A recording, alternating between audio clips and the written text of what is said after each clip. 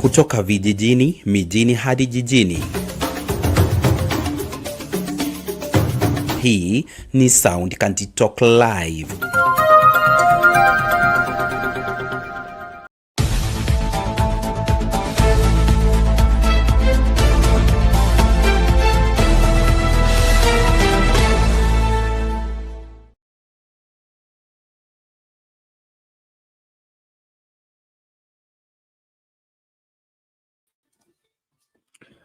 Good day, ladies and gentlemen. Thank you so much for making time to join us. This is Sound Candid Talk, open forum political discussion show, the show that gives you an opportunity to air what you feel and think about the latest development on our political front. Well, this is that rare moment where the parliament and the executive are at loggerheads over the allegations raised by President Ruto over the issue of bribery, extortions, and our parliament becoming a transaction institution other than an oversight institution.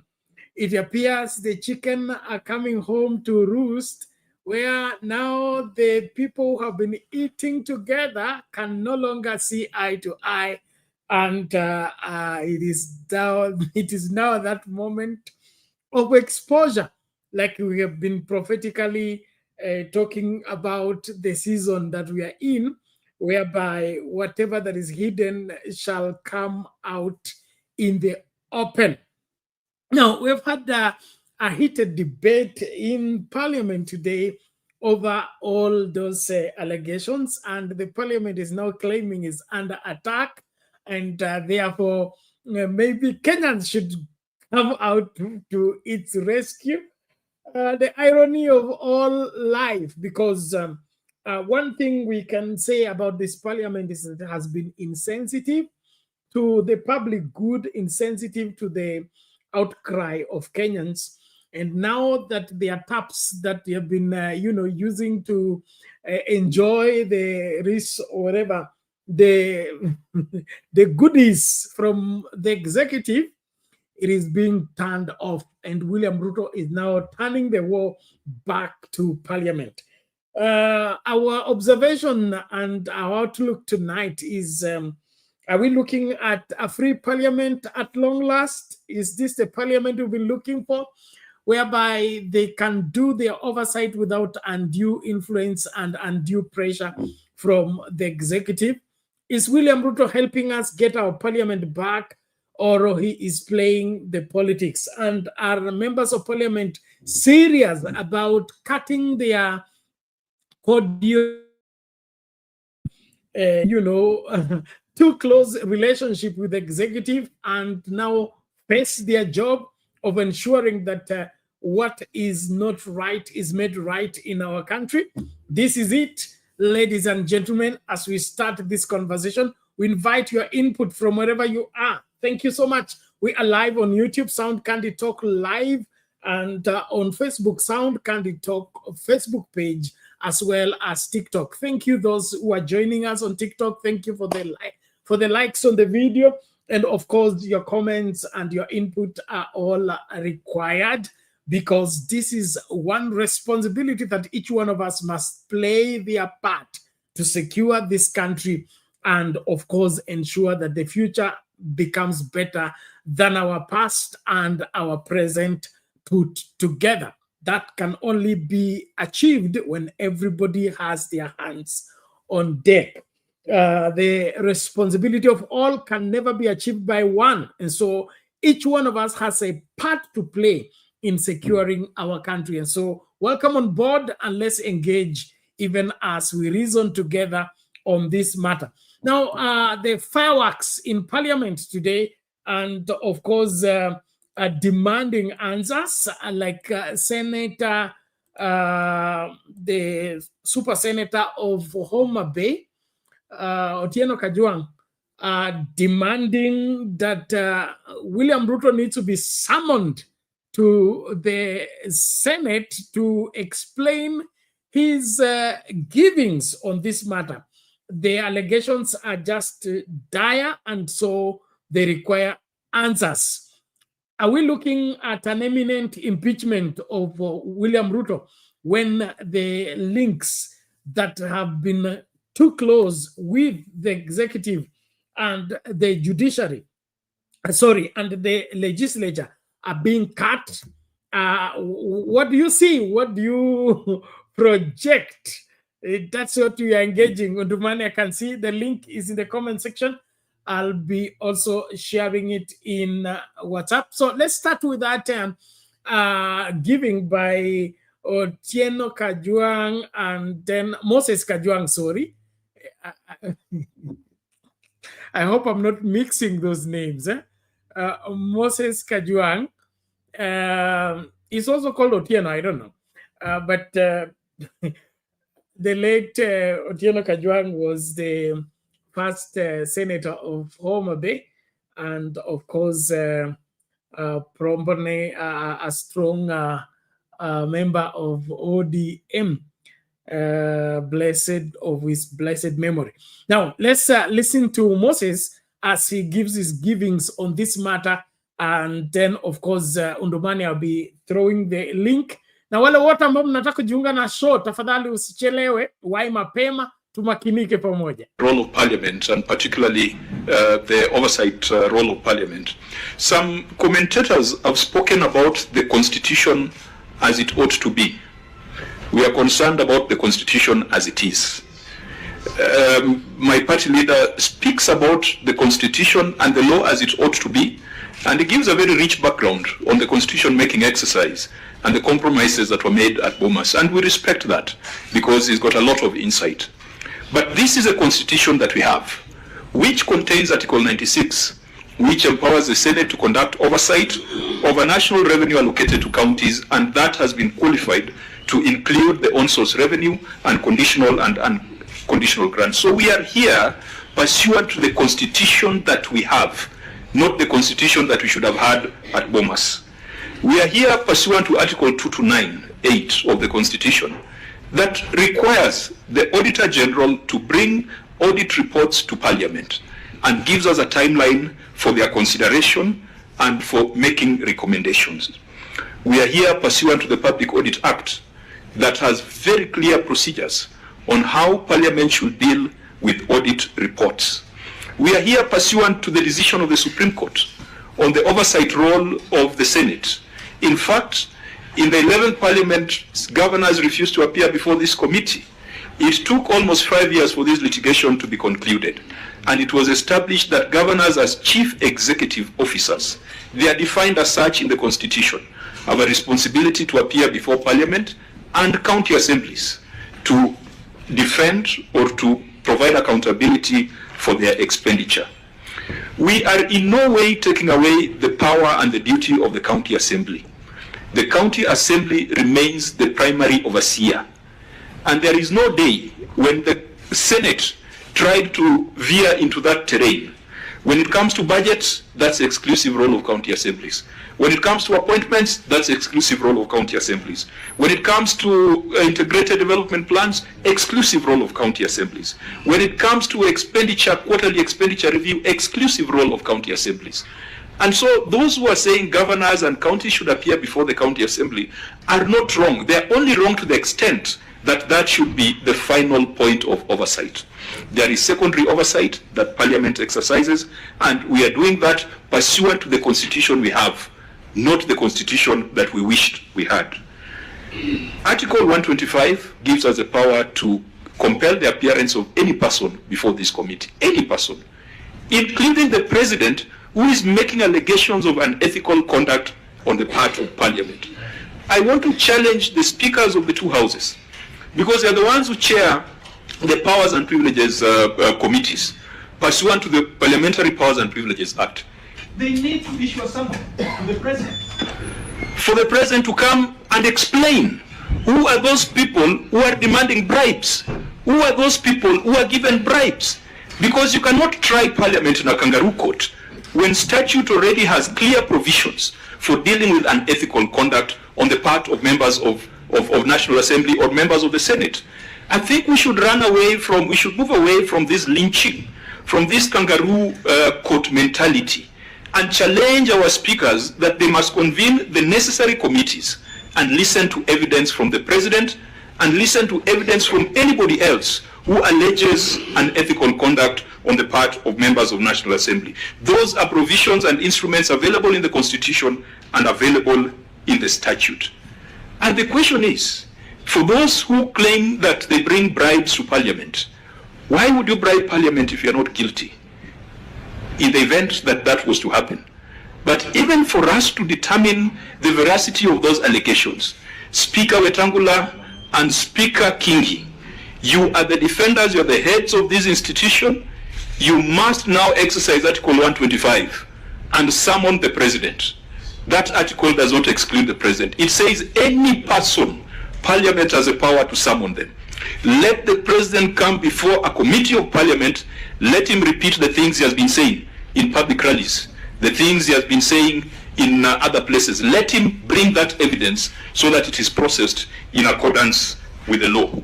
I think finally, we must be careful with our utterances. There are powerful political players in this country who, when they say things, the people take it almost as common law. We must always refer back to the Constitution. We must respect institutions. Parliament is also an institution that deserves respect. The judiciary is also an institution that deserves respect, and it has made certain proclamations and directions on this issue of oversight. I think what is going to emerge also is that any governor who chooses to go with peer influence will have to carry his own cross, because there are clear provisions in the Constitution and law on contempt of Parliament. And honorable members, we must tighten the penalties and sanctions on contempt of Parliament. We have a fine of 500,000 shillings, which governors find very easy to pay. In fact, we have had governors who have paid it more than twice or thrice in one session. So we must tighten those consequences. Point of information, Chair, I don't mean to interrupt your flow of thought. But in fact, we in the Senate already passed an amendment to the power. Okay, there you have it. A heated, cut out wordings by Moses Kajwang, the Homa Bay senator there, in response to what William Ruto is now claiming, that both the Senate and the National Assembly are transactional. And whenever he has a bill to pass, or he has an issue to address, or there are some givings and receivings that result into or determine how the outcome comes out. Now, this is a shame to this great country, because we cannot be making progress in this kind of an environment. There is a reason why the framers of the Constitution thought it well for us to have checks and balances. And these checks and balances require that we should have a relationship between the judiciary, the legislature, and the executive, but that relationship should not be such a way that it hampers the responsibility of the existence of these three arms of the government. Now, of late, what we have had as Parliament, and I'm talking about the Parliament, say the Uhuru Kenyatta Parliament, both of them, that is first term and second term, and then the first term for William Ruto. We have, so I don't think we have had a Parliament in terms of an independent body that is oversighting the executive. We have had more of an executive Parliament, a Parliament that is rubber stamp, a Parliament that is toothless, a Parliament that is just there to be seen and not to be heard. And that to me has been heartbreaking, to say the least, because I expect the Parliament to be the last resort in terms of what goes against wananchi, and by the executive. There is no reason why the parliament should go in the same corner with the executive against the people. Why? Because parliament is a house of representatives, and these representatives are in that parliament for the people, not for the executive and not for the judiciary. They are in that parliament for the people. So for late, we have seen a parliament that is so much executive that you can't see the difference between the two. And this has been very confusing and very disappointing, that when a matter is brought up by the people, like the rejection of the Finance Bill 2024, it was obvious. All public participation and the mood in the country and the voices from all the corners of the nation was no to the Finance Bill. But what happened?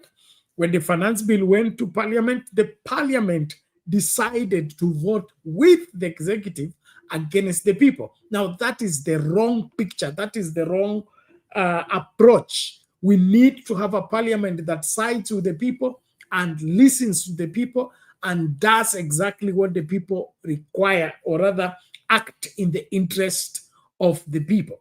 And so whatever that has been going on, it has not been impressing at all.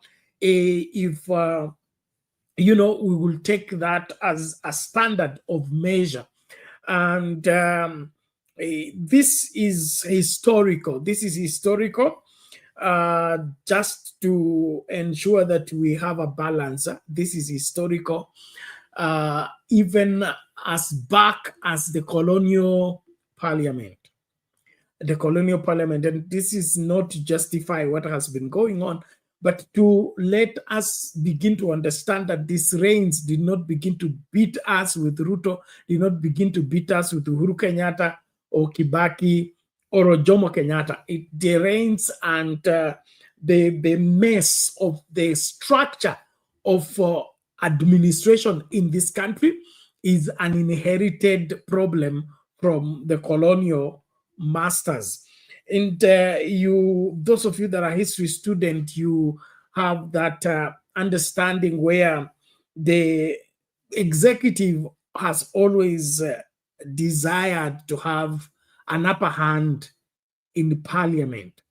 And if the parliament is not supporting the decision of the executive, then the door is opened either for manipulation or for bribery to ensure that whatever the executive wants passes. Now, this has been on pre-colonial. I mean, independence, and then after independence, even the Jomo Kenyatta parliament was under the ambit of Jomo Kenyatta. Whatever Jomo Kenyatta wanted had to pass. And that is how the Lancaster constitution was destroyed, by turning it into a one-man show and turning into an imperial president. It wasn't that initially. And it was all in that attempt of trying to control the parliament so that the parliament becomes an extension of the executive. And in the process, we destroyed our structure of leadership, and things began to pass without being scrutinized. Now, this avoidance of scrutiny, this avoidance of being checked and being, being scrutinized, so that we are sure that whatever policy that you are putting across, it is not going to negatively affect Wananchi. That's the whole essence of parliament being there. But our parliament behaving like the chief's rubber stamp and rubber stamping everything is why we're coming up with this, mess whereby you've seen, especially partly the Uhuru Kenyatta administration and much more the Ruto administration. Most of what has been passed in parliament, signed into law, was found unconstitutional in the court of law. And you wonder why a paper should go through. We have over 290 members of parliament, 290 heads, plus the other. I think we are coming. We are 300 and something, 320 or so. And now you can imagine that a piece of legislation has gone through all these 300 plus heads, and none was able to pinpoint this is unconstitutional, this is breach of law, this is not acceptable. The reason why this is happening, that whatever policies that are being passed in parliament, whatever laws that are being passed in parliament are found unconstitutional, is this avoidance of scrutiny. And how are they avoiding scrutiny? By resorting to manipulation, by resorting to bribery, and resorting to extra means to get the executive get their way. Now, this is the greatest mess we have in this country that we must arrest. And so I'm happy that the divorce between the parliament and the executive is a good one for Kenya, is good one. It's a good one for the people of Kenya. And therefore, I am I'm in agreement with the same. Let the members of parliament face their job. Let them be content with their salary and do what is required to be done. And that is take care of the interest of the majority of the Kenyan people. On the aspect of calling the president or summoning the president to answer, I support the same. I mean, the Senate is supposed to impeach the president if there is gross violation of the Constitution. And so I don't see anything out of order when he's summoned to substantiate his claims. And some members of parliament have said, if there is a bribery, wherever incident, and then we must have the giver and the receiver. If the executive is complaining about the members of parliament extortioning the executive for money before they pass the law, how many laws have passed? Who was given the money? And so we shouldn't just have this as a debate or a topic to discuss and it dies that way. I believe we must press until we get to the bottom of the same. Both the giver and the receiver of bribery, all the perpetrators of corruption should face the law. And if the president has been giving money to members of parliament and it's confession time, he's now telling us what has been going on, then he should pack his bags, get ready to be gotten rid of, because we don't need an executive that is not only, pretending to fight corruption, and it's the main supplier of corruption, is the main distributor of corruption, is the main, tunnel of corruption. I don't think that will be doing service to the future of this great country. And so if William Ruto now has realized that it is wrong to bribe the parliament, it's wrong to bribe the members of parliament, he should come out and confess who he gave money to, who he persuaded to pass which bill, how much was he paid, and in the process, he's confessing that he's guilty. Good. Then let him be treated as somebody who has violated the law. And that, to me, is a quick notice for him and every other person.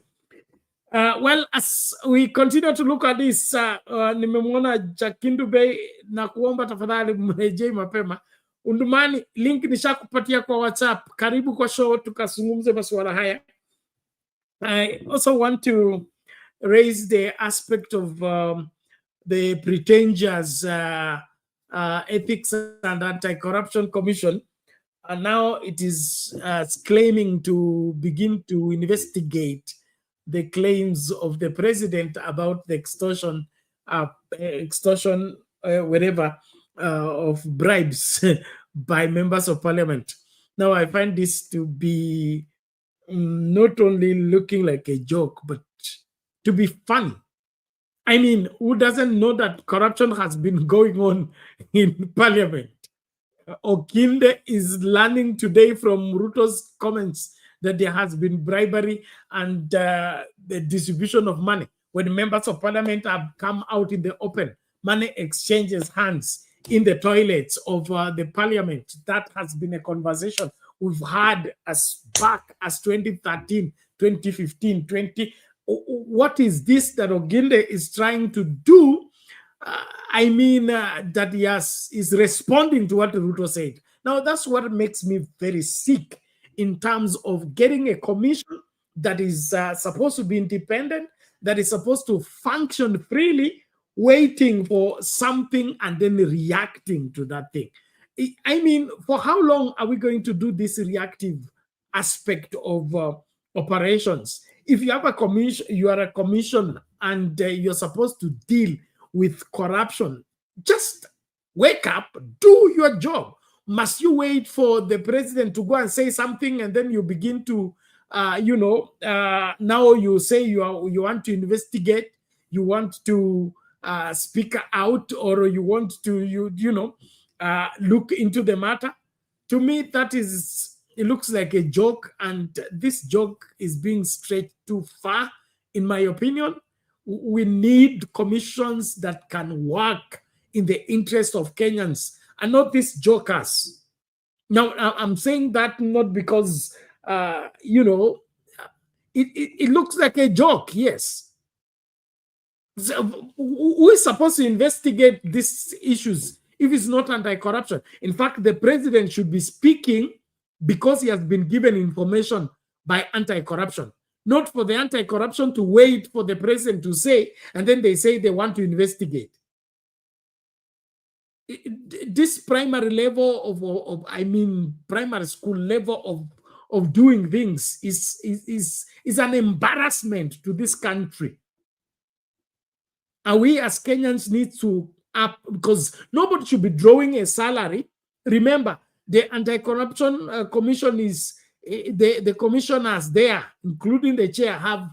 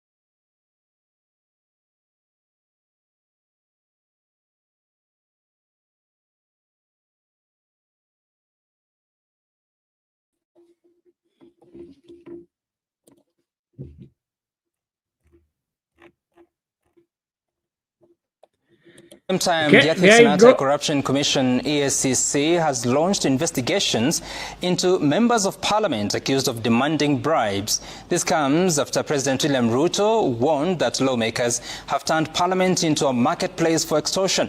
EACC chairperson Dr. David Oginde says the commission is already tracking several legislators implicated, warning that no one will be spared once evidence is gathered. Willie Lusige has more. Bribery allegations in the August House have now caught the eye of the Ethics and Anti-Corruption Commission, days after President William Ruto accused lawmakers of turning parliament into a den of extortion. Chapter 6 of the Constitution. EACC has confirmed it is pursuing active investigations, promising to hold every implicated member accountable. We are actually doing active investigations on various individuals, and as and when that kind of information is available, we'll share with members of the public, or you'll see the consequences in the various levels of the legal system.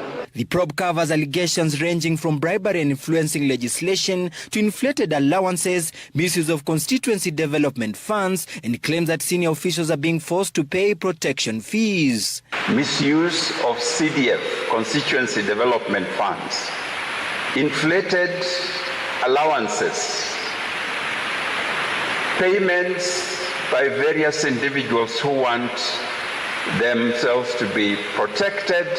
The anti-graft body says it has already met the Speaker of the National Assembly and Senate and will consult them again, emphasizing that Parliament is a privileged institution and the cooperation is crucial for the success of the investigations. We would like to find out, are there specific individuals who are particularly engaged in this, and what can be done, not just to punish the current one, but to stop the whole process completely, so that those people who may have been hiding behind politics, behind patronage, would then have nowhere to hide when we go for them. Civil society organizations have also weighed in, urging the president to substantiate his remarks by presenting evidence to investigative agencies. So if he has evidence, we hope that he has already provided it to the investigating authorities. If he hasn't, we expect that he will provide that evidence so that thorough investigations can be made. The Ethics and Anti-Corruption Commission has said it has begun investigating allegations that Parliament has been turned into a den of corruption, but insisting Parliament being a privileged space, the success of the probe depends on its leadership. Willie Lusige, Citizen TV, Nairobi. Okay, there you have it, ladies and gentlemen. As we continue with the conversation, apologies, we're having some hiccups with our internet, so we pray that you bear with us, and we pray that it will work out. Mami, you are in with two gadgets. What's happening? Okay, I don't know. So am I double? Or Yes, the other yes. one is silent? So let me remove one, and we can hear you with the other one. Okay, thank you. Wow, Bernard, Yes, nyumba ma'am. ya parliament Okay. wamekuswa. Unajua, mtu akikwambia mtoto yako ni mwizi na anakuipianga, unatoa panga, unataka kufukuza mtu, unasema mtoto yangu hajaitoka nje na achaipa. Now Raila aliexplain vizuri kwa nini walianzisha CDF. Ni kwa sababu rais ya wakati hiyo alikuwa anaenda na alisema vizuri sana tena pena. Now he came back and asked members of parliament, hii pesa mnachukua. Sahii nimeona wanasema wanalipia watoto pasari sijui nini. Okay, kwa nini hizi pesa yote wanapatiwa wachumbe isipelekwe kwa education, hata kama ni kwa every county? Ndio hawataki iende Nairobi, so wache hii pesa ikuje county penat. Mambo ya watoto wasikuje kusema anakuja kwa MP. Ni watoto ngapi wanapata pasari, na kwa nini kukufa na kupona?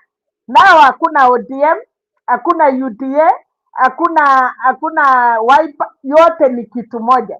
So when it comes, wa Kenya lazima wafungue macho, na kama wanataka kusema rais amefanya mbaya ama wanataka kutoa rais, then Bernard, rais afunje serikali na watu wajue these members of parliament are crooks, na tukuje na new members of parliament bila CDF. Tukifanya campaign, unaenda punge ukijua hakuna pesa ya CDF, hakuna ya barabara. It is the salary that you get. Kwa sababu hiyo threatening words, ati tulikusaidia, wanasaidia rais wafanye nini? Nao Bernard, unaona kama wachumbe. Nashukuru Raila, hata kama watu wanasema baba amefanya nini, alistood his words ya kwamba tell me what do you do with this money. alafu MPs wanaona governors wajafanya kitu, si waende washikane na governor watengeneze makaunti yao pena. Kama kuna kuja 100 billion kwa kila constituency, mnaweka hiyo pesa pamoja, mnasema hii itatusaidia kwa barabara, watoto wetu kutoka every count, sub location, kila mtoto shule itakuwa free penat from primary to university. Now unaangalia vile story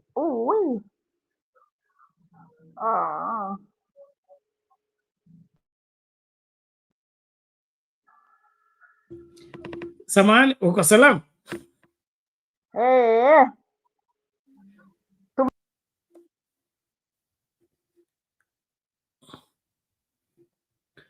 Sorry, mami.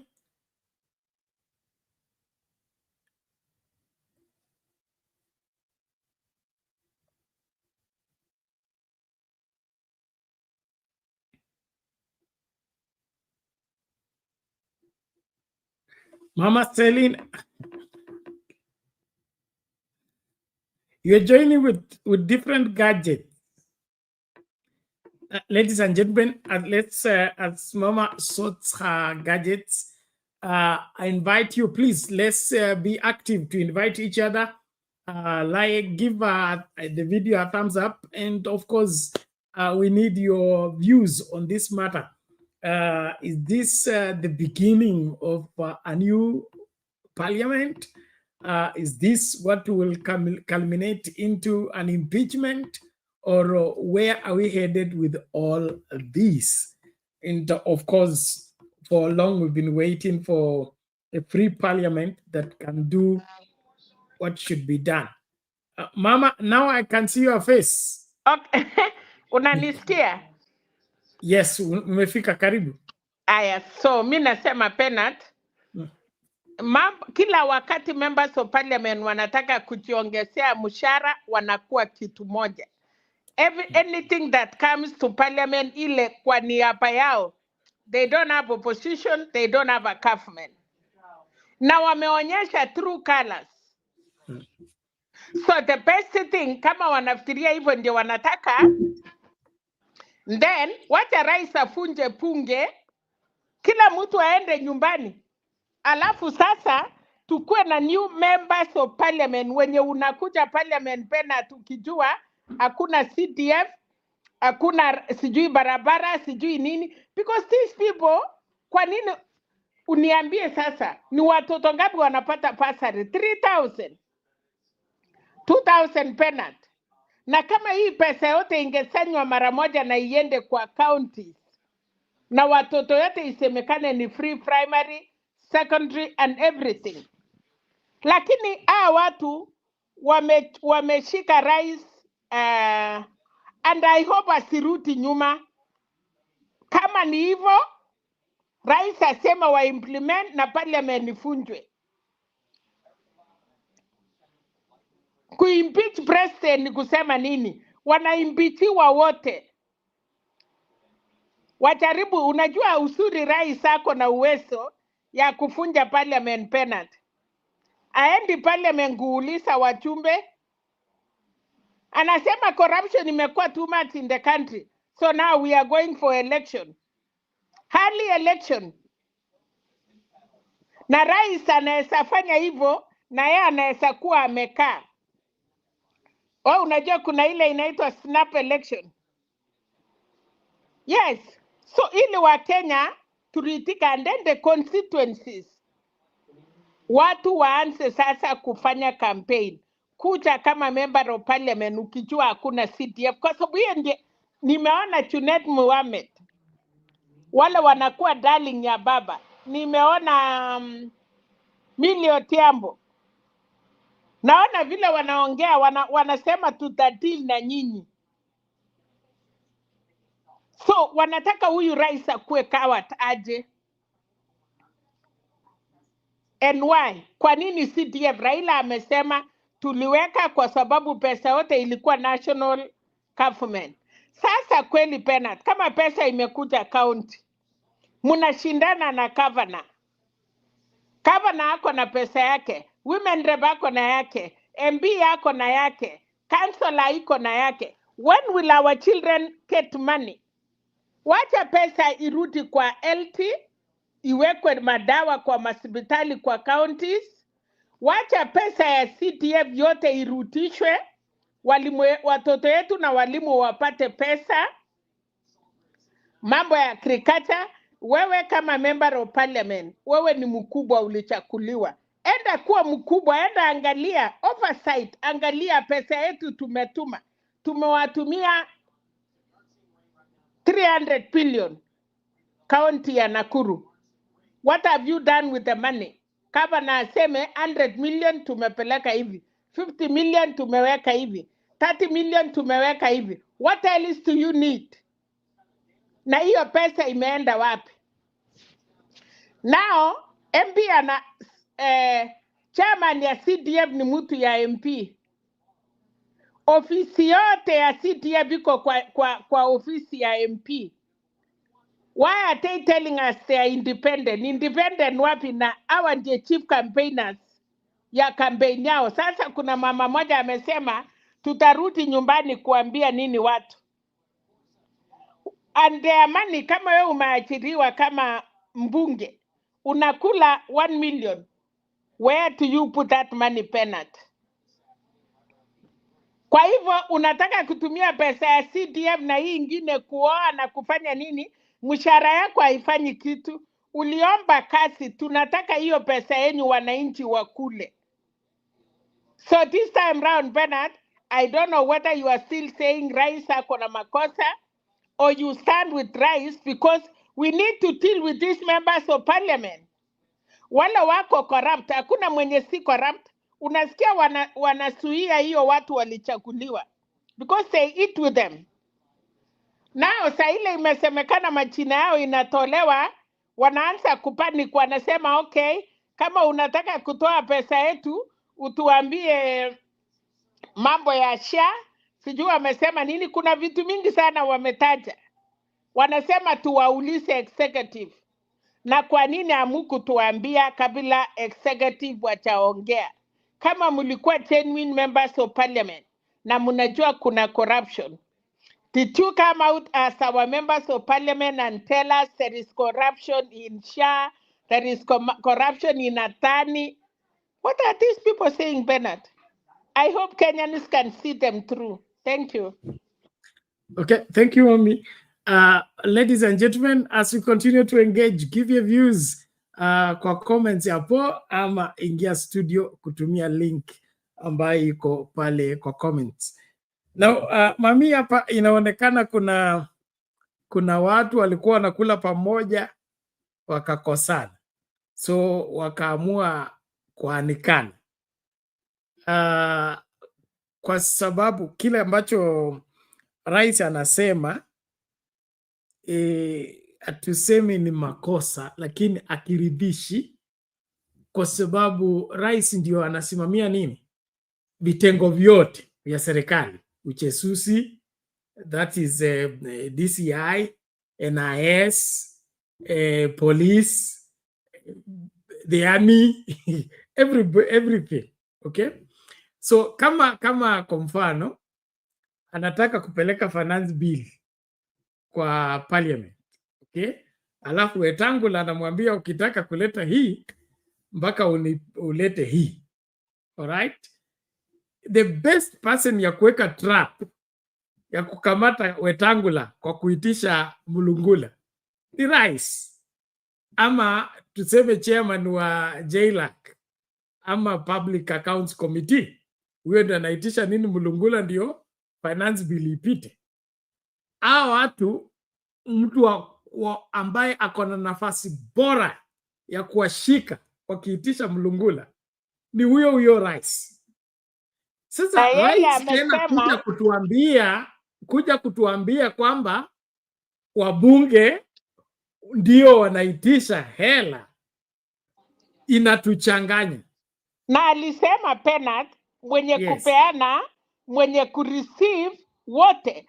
So kama yeye ameitishwa, kama Rais aseme nimeitishwa hii pesa klasi fulani, nilipatia speaker, ama nilipatia chairman ama nilipatia yeye mwenyewe. Alisema na mdomo yake, mwenye kupeana, mwenye kureceive.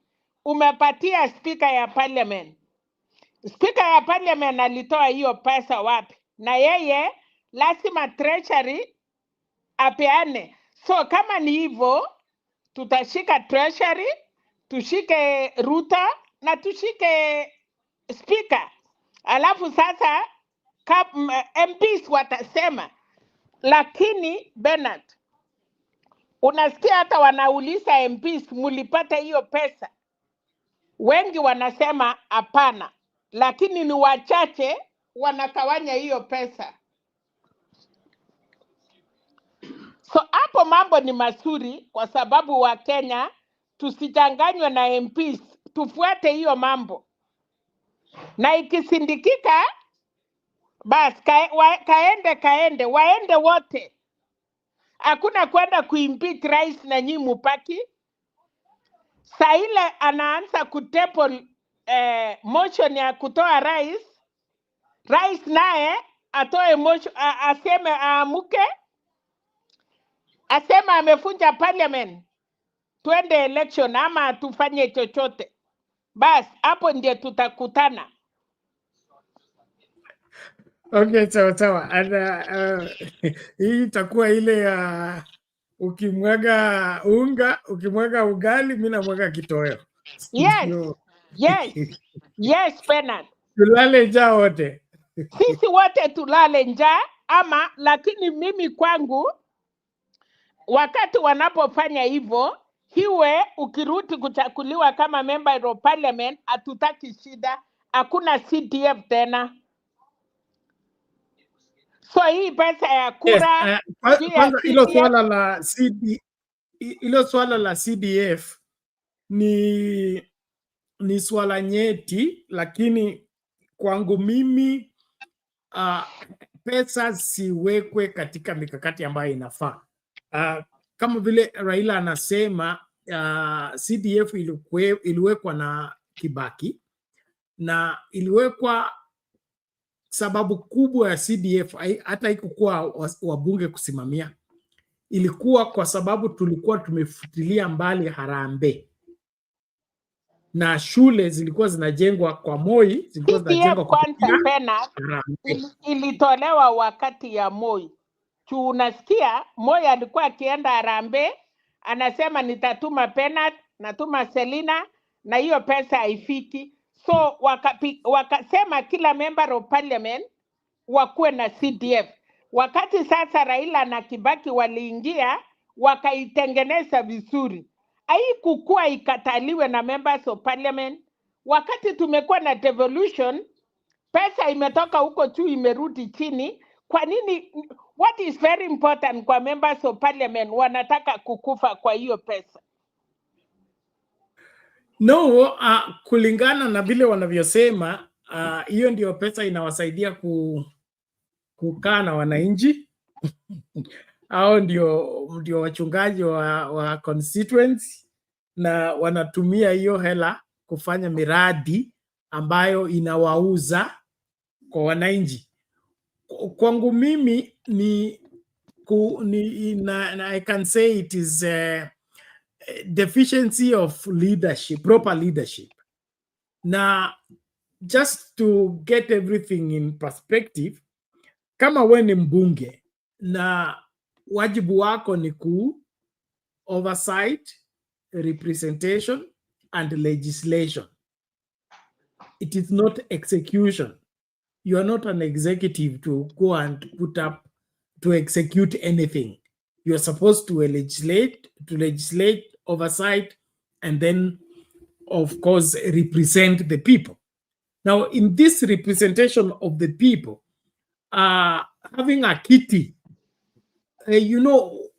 I can only explain that kuna vitu ambavyo zilikuwa zimewekwa kama nini, kama kishikilizi, something to hold on in the meantime as we were looking for the new constitution. Ndio hiyo masuala ya CDF. Okay, CDF was crafted and was put into effect as a midwife. Kitu ya hapa katikati tukielekea wapi? Kwa constitution. Tukishapata constitution, everything must be tailored towards the constitution. Kama saa hii tunazungumza kuhusu maneno ya provincial administration, na imekuwa debate all along. Provincial administration was supposed to be structured and made to function together with the new constitution.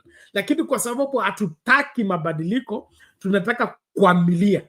And so members of parliament know that the distribution of funds in that manner is not effective. It's not effective. It is only working in the sense that ni kujiuza. Wabunge waonekane kwamba kuna kitu wanafanya, waonekane kwamba nilijenga hii shule. Unaona wale wanaenda kulaunch nini. Somebody was commenting the other day at Mudavadi ametumia chopper 3, 3 choppers and a series of vehicles to go and launch a tap of water. Okay, so I mean, hizi vitu vyote vya kutaka kuonekana kwamba kuna kitu unafanya na hakuna kitu kinafanyika is our greatest problem as a country. And so I think restructuring of CDF and making it be within the framework of the constitution and be oversighted or in a proper, either through the county, na kama inapaswa kuwa national, bus, let the national government come up with a way of making that function. But to me, it's just a splitting of money. And through that splitting of money is what is enhancing loss of the same money. Because there is duplicate of responsibilities. Mbunge anajenga madarasa ya shule, governor anajenga madarasa ya shule, MCA pia anataka kujenga madarasa ya shule. So why should the same work be done by 3 different people, other than giving this job to one person and let the rest make sure that the work is done and the money is wherever spent on the right purpose? So whatever debate that is on, I think kuna kitu ambacho wanataka kutibua, na hicho kitakachotibuka basi ndio tutajua mbivu na mbichi. But to me, the enemies of the new constitution have not died. They are here with us, and some of them are determined to see to it that this new constitution does not take effect to the fullness. We frustrate every move to make this new constitution functional to the maximum. And all of it is for personal gain, which is very sad and very regrettable that the same people that are supposed to ensure that the constitution is implemented and the constitution is put in effect, they are the ones standing in the way of the same constitution to function freely. And so hiyo pesa yote ambayo wanasema ni ya bursaries juu ya nini, I agree with you, Mama. Let the money be put in one place so that it can be distributed in a manner that is understandable. We have received this much from the central government, and we are spending this much for education, this much for healthcare, this much for road development, and this much for wherever higher education and things like that. So governors and the county assembly needs to be the ones oversighting and, of course, presiding over those developments for counties. The vehement fight of the MPs to keep the CDF and keep the other kitty, to me, is selfish, and it is trying to keep what is supposed to die, keep what it was supposed to be wound out. I mean, wound up, so that we have a free operation of the constitution. And so I think as Kenyans, we should take over.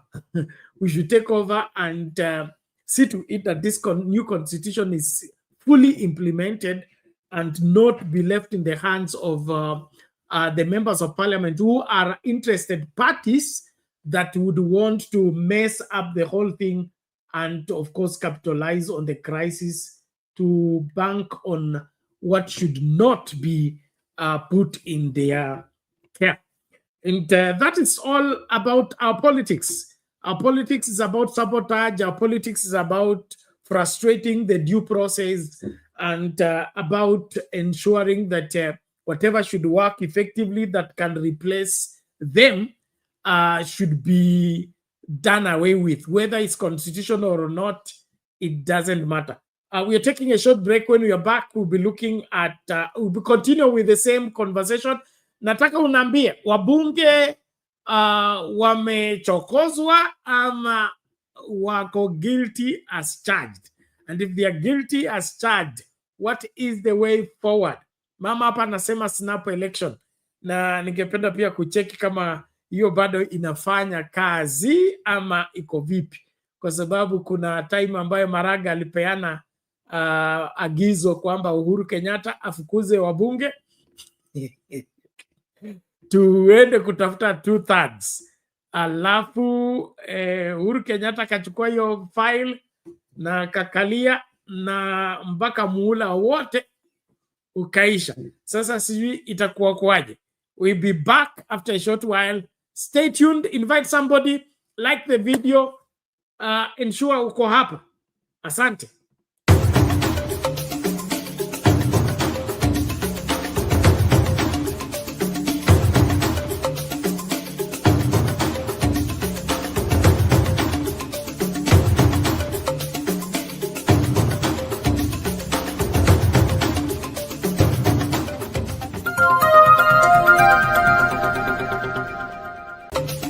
At Sound Candid Talk, we provide live UHD broadcasting for church services, talk shows and podcasts, weddings, live bands, products and services launches, webinars and trainings, Zoom meetings, conferences, seminars, exhibitions, and virtual concerts.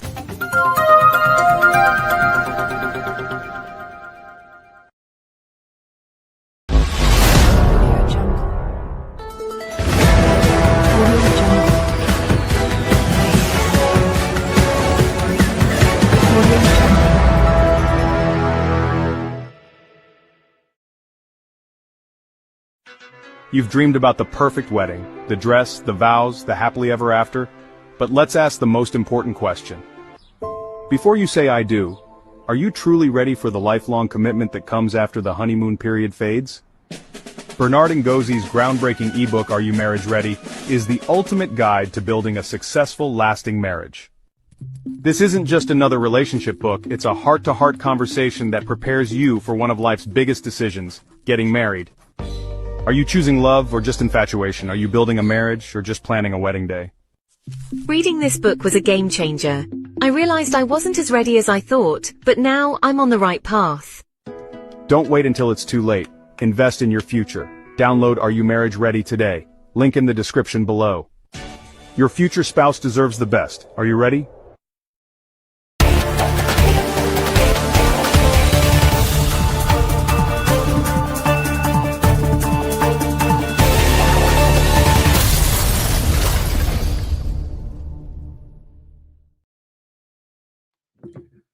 Welcome back, ladies and gentlemen. Thank you so much for choosing to be part of the conversation on Sound Candid Talk.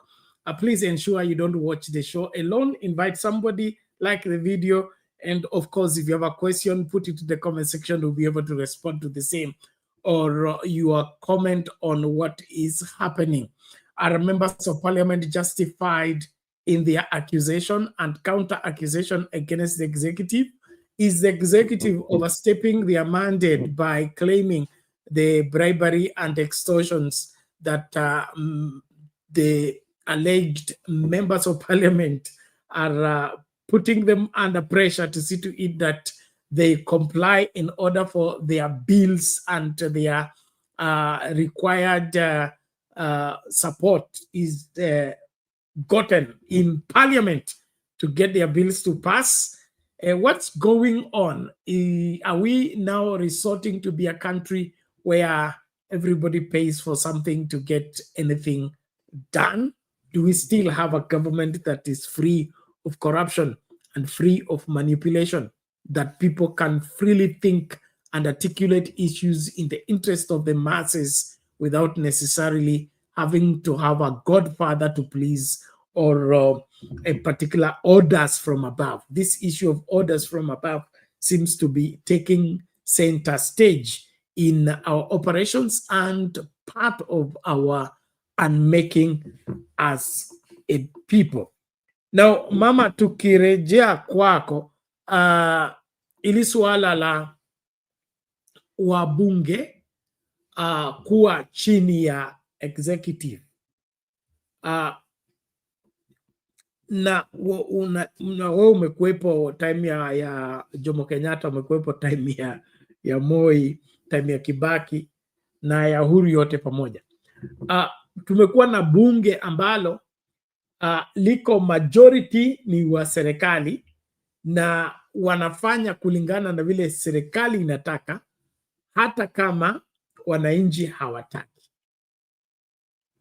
So kuna ile mazoea ya utamaduni kama serikali kwamba wewe kama ni president unahitaji kuwa na majority kwa parliament, na hao majority kwa parliament ili ukiwapatia anything wapitishe mara moja bila kusumbuliwa na watu wa opposition ama kusumbuliwa na wale ambao wanapinga hiyo serikali.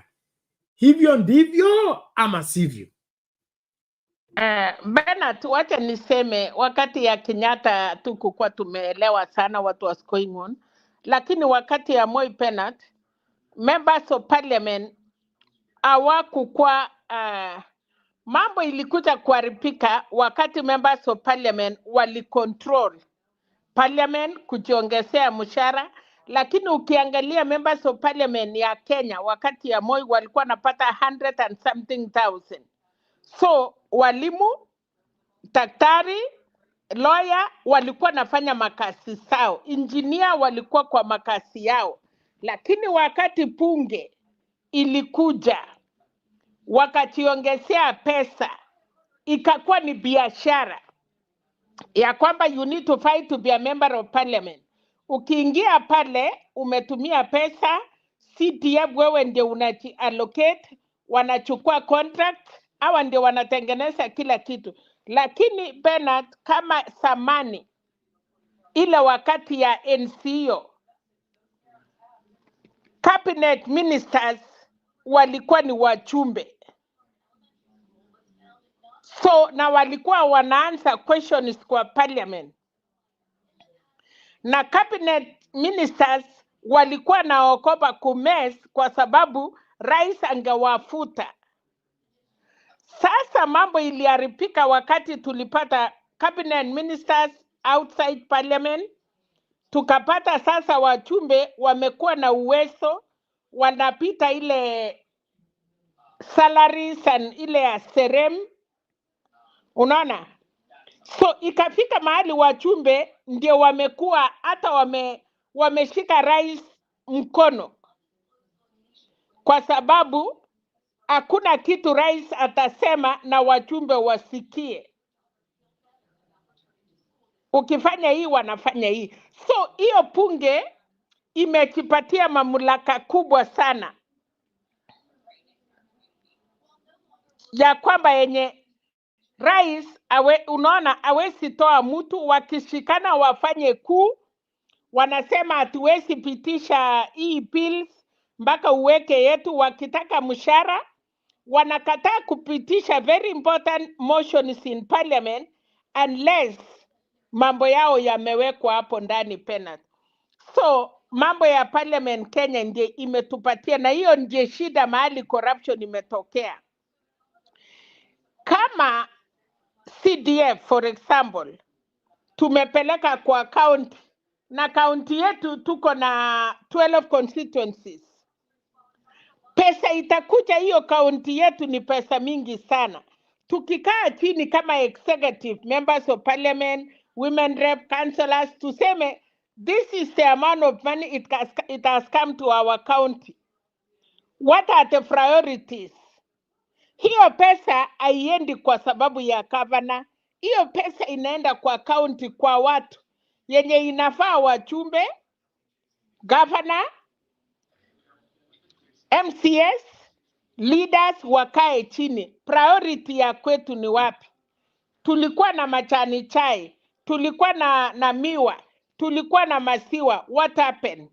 Tuko na factories ngapi? Nini tunaweza fanya? Kwa sababu bana, nakumbuka wakati DC, wacha sasa niseme hiyo wakati ya Moi, ndio sababu watu walipigania.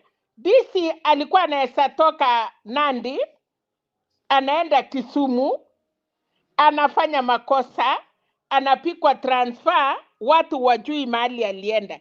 Ikasemekana tukiwa na county penat, governor atakuwa ni mtoto yenyu, wale wengi wako kwa ofisi ni watu yenyu. Kwa hivyo ukiharibu mambo ya county, umeharibia watu yako. Ilisaidia kidogo, kwa sababu NC ile mtu anafanya maneno, anapikwa transfer asubuhi, amjui mahali alienda. Sasa ndio maana walisema basi wacha tukue na watoto wetu karibu nyumbani. Hili kama wewe pena tumefanya makosa, watu wataamukia kwa baba yako asubuhi na mambo ilikuwa inaenda vizuri. But now tulifanya makosa. Mimi ni mama na singetaka, nilitaka, I want tutengeneze ya kwamba hawa women reps, I think we don't need those. Nataka kama mimi ni mwanasiasa nisimame na wewe penat kwa constituency, wacha niuse sera zangu kama mama na kiongozi, na wewe uuse sera zako kama penat, wananchi watuchakue. Lakini hii sympathy, alafu hiyo wamama wanachakuliwa, si wale wamama ya uko chini wanachakua, tena wanakuwa favored. Wanachakuliwa ma-girlfriends. Wakifika parliament wanakuwa chini ya wanaume, hawafanyi kazi yao. So penat, kuna mambo mingi Kenya imeenda mbaya, na kwa sababu wameanza wenyewe. Na sasa waje vile tulikuwa tunasema, tunataka hii mambo ichamuke kabisa mpaka tuone ukweli ya mambo ni wapi. Anti-corruption, walipatiwa kazi, wanakula mshahara penat. Kwa hivyo hawawezi amua kazi yao mpaka waongoje rais aongee, ama mpaka wasikie wachumbe, ama wachumbe pia wanamwambia anti-corruption tutakuja kuwa impeach. Sababu kazi ya wachumbe sasa ni impeachment. Raila alisema vizuri, senator, wewe unakuja kukrill governor Nairobi. Kazi ya MCS ni nini? MCA anafanya kazi na governor, wanajua kaunti yao nini imeenda mbaya. Sasa kuna watu wakubwa Nairobi. So kama tunataka kutengeneza nchi yetu, we sacrifice for our country, tufuate katiba. Umekuwa ukiongea kila siku. So hii katiba tuko naye ni mzuri ama ilienda vibaya? Na kama kuna kasoro penat, tuende rabaraba. Samahani mami, kuna hitilafu na mitambo. Okay. Sijui kama unanisikia. Unakatika, naomba urefresh kwanza ndio utarudi. Okay, thank kuna you. hitilafu, maneno yanakatika. Okay, thank you. Well, ladies and gentlemen, as Mama sorts out that the gadgets, let's focus, and as we overlook, or rather we look into these happenings in our politics, there is one governor I would say I've referred to for quite some time, and that is Nderitu Mreithi. I think he was a governor. He was an independent governor, and succeed the whole 5 years without a threat for impeachment or without, getting or having any quarrel with the MCAs, despite the fact that the MCAs were not from his political party. He was an independent governor, but he was able to lobby the, what are they called, the MCAs, to be able to rally behind him. And he had a successful 5-year term as a governor and achieved almost everything he wanted to achieve in terms of getting a nod from the assembly to implement and establish his policies. And so I'm drawing that example to help us make sense of what we are referring to here as a requirement to get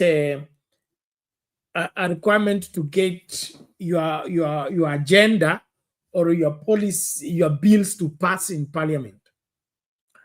Like I said earlier, there is a reason why parliament is supposed to not to be a rubber stamp. The parliament is supposed to check whatever the executive is giving as a suggestion or as a request, to ensure that it's well refined, it is in the interest of the people, and it is serving the purposes of a better Kenya. It's just like taking your paper for marking. Okay, you have done your exam, you submit your paper to the invigilator, and then the paper goes for marking. When the paper goes for marking, they will check every part of what you wrote in the paper so that they can know how much marks you can be given for your performance in that particular subject. And so when it comes to the parliament is not supposed to be pro the executive, neither should it be against the executive. The parliament is supposed to be a checkpoint whereby the executive has suggested free primary education. Then the matter is brought to parliament. Parliament looks at that particular proposal in a wider spectrum. These 290 heads are supposed to scrutinize this matter and be able to come to conclusion that this free primary education is viable, and this is the much money we allocate to it. This is for the employment of teachers. This is for the building of classes, and to ensure that this free primary education is not just free, but it's also quality primary education. And so what I find difficult to embrace here is the determination of making the parliament a passage other than a really checkpoint where every matter brought to parliament is checked inside out so that nothing is left to chance. The same goes for the judiciary. If there is controversy between the executive and the parliament, the judiciary is not supposed to be an extension of the executive. The judiciary is not supposed to be in the corner with the parliament. The judiciary should be able to uphold the constitution and be able to, adjudicate on the matter before it in view of the constitution and safeguard the interest of the Kenyan people. So the determination of making the parliament an extension of executive is unconstitutional. And the determination to try and bribe the judiciary so that the judiciary will always decide in favor of the executive is unconstitutional. What we need is an independent parliament, independent judiciary, and independent executive. And when executive brings a matter to parliament, the parliament should seize of that matter and check it thoroughly. Why? The executive should not do anything that does not profit the people, that does not protect the people, that does not, ensure that the people are the greatest beneficiary. And as I land with this, I really want us to not to forget the phenomenal transformation that is taking place in Burkina Faso. Okay, Ibrahim Traore and his operations, he has decided that whatever happens in terms of development, in terms of policies, in terms of every undertaking by government, it has to be for the people. First for the people, or no one gets. Now that policy is what is now resulting into this quick transformation in that country. And the people are fully behind him. No opposition, no riots, no protests. Why? Because it's acting in our interest. Why should we protest? It's acting in our favor. Why should we fight? And so young people are volunteering to be on the road construction. They are volunteering to build wherever semi-permanent primary schools and classrooms and wherever makeshift hospitals and all that. So the country is transforming because the government is acting in the interest of the people. The executive will always be there to beg the parliament and beg the judiciary because it is acting in their interest and not in the interest of the Kenyan people. And that is where the rain begin to beat us. Wewe unataka kitu kipitishwe na unataka kipitishwe kinyume na wananchi. Kwa nini? Kwa sababu ni cha muhimu kwako binafsi. Na ili kikuwe kipite bila maswali, lazima sasa utoe mulungula kwa wabunge, ndio wabunge wapitishe, wananchi wasizuie isipite. This is the mess we are in. And until we are willing to get out of it, we are not ready to have this country free. And so mimi kama nini, kuna huu mfano huwa natumia kila mara, maombi ambayo iliombwa na David kwa Biblia. Those of you that are Bible lovers, Psalms 39, where David prays and says, "Search me, O God, and know my heart. See if there be any wicked way in me, and lead me in the way everlasting." I use that to teach on the principle of integrity, whereby in integrity, you present yourself for checkup. You don't wait to be checked. You present yourself for checkup. So David goes to God and says, "Search me, know my heart. See if there be any wicked in me." The New Living Translation or the Living Paraphrase translation says something very powerful. It says, "Search me, O God, and know my heart." It says, "Show me anything in me that makes you sad." Show me anything in me that makes you sad. In other words, David was keen to see to it that he doesn't want to deviate from what pleases God, from what is godly. And I'm saying this to say this, that the executive needs not to be afraid of the parliament. The executive should be happy to bring their policies to parliament and say, kagueni hii budget, kagueni hii kitu vizuri, ili tusikosee wananchi, ili tusipoteze pesa ya wananchi, ili tusiharibu nchi. So scrutinize, check vizuri. Msipitishe bila kuona kila kitu. Msipitishe bila kukosoa kila ambacho kiko makosa. Rekebisha mahali ambapo kimekwenda mrama. So that now when we take any matter to parliament, parliament does not, say, those that are for this say aye, and then aye, the ayes have it. We should have a parliament that scrutinizes everything, even buying more time to see to it that every paragraph, every sentence, every matter is scrutinized. And then when they put their seal on the matter, we are sure that this thing is good for the people and good for the country. But this heckling or rather hailing parliament, whereby anything from the executive passes and nobody checks it, it is not the purpose of the parliament. And so let this trouble between the executive and the parliament save us from this rubber stamp parliament. And whoever that is corrupt in the parliament, or if all members of parliament are corrupt, then we will know that we hired wrong people to go and represent us.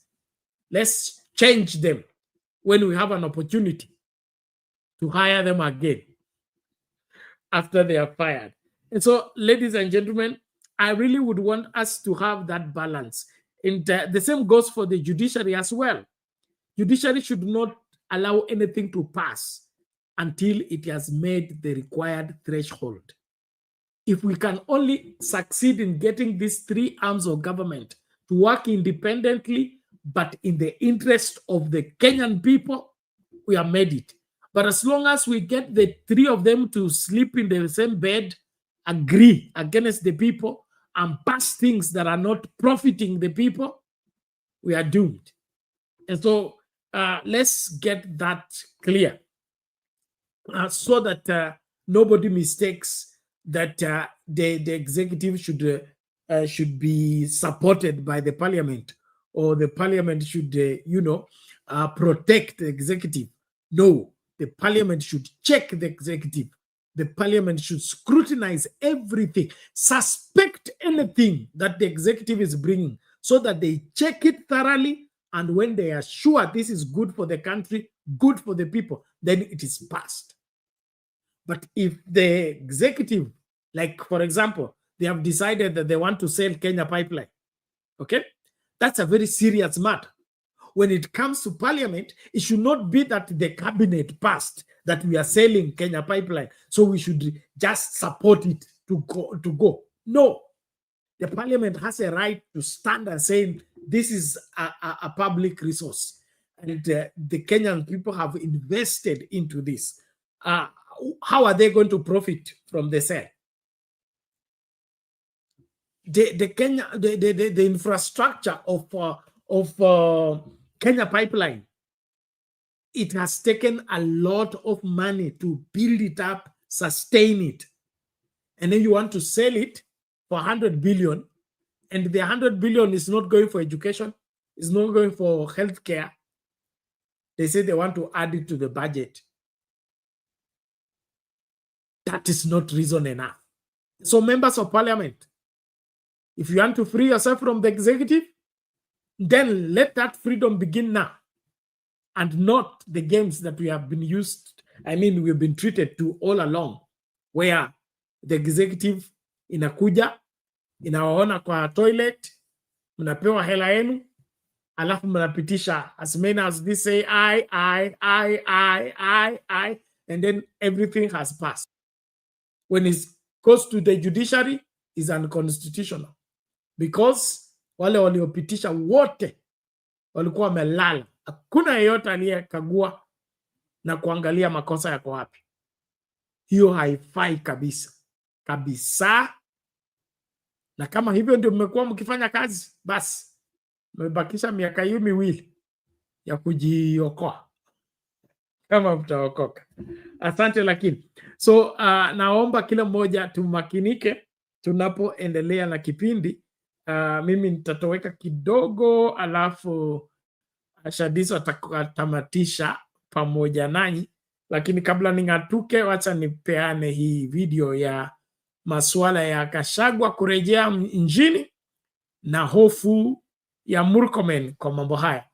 itakuwaje? Before we get back to the conversation with former Cabinet Secretary Moses Kuria, we first want to bring some more stories, including that Interior Cabinet Secretary Kipchumba Murkomen has cautioned DCP leader Rigathi Gachagua against disrupting peace in Nairobi on Thursday when he is expected back from the United States. Murkomen, who says security agencies are on high alert, has warned that the former Deputy President could be arrested, citing intelligence reports indicating planned chaos on the day of his return. Kama Mwangi reports.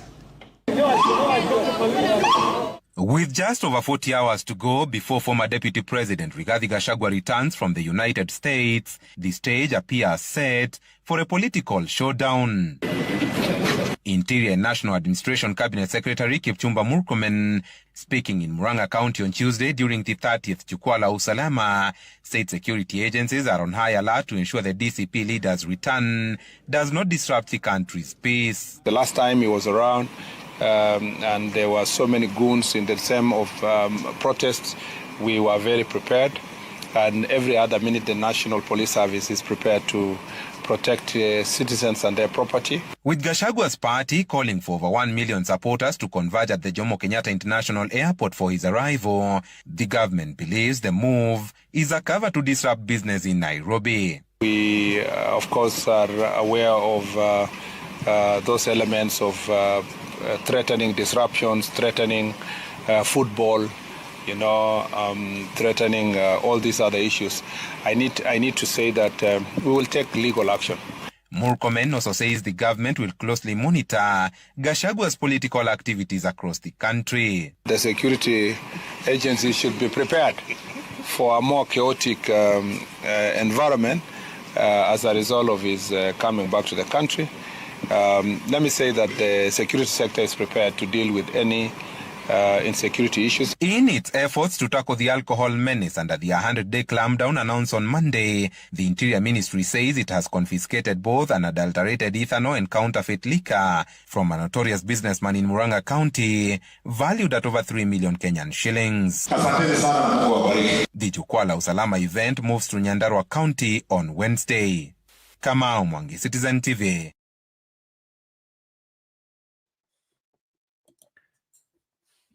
Okay, mambo ni kama haya. 1 million people marching from the airport to God knows where in support or in receiving of Rigathi Gachagua.